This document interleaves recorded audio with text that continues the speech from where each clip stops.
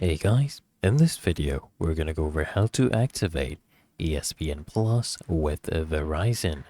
Now, to basically complete the ESPN Plus setup, you just want to tap on a login to ESPN Plus from the Disney Plus confirmation screen, or you can visit, plus espn.com/activate, so plus.espn.com/activate.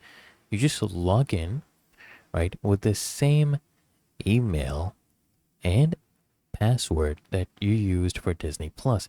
And if you already have, a ESPN Plus account, right, associated with your email, you just enter your password and log in.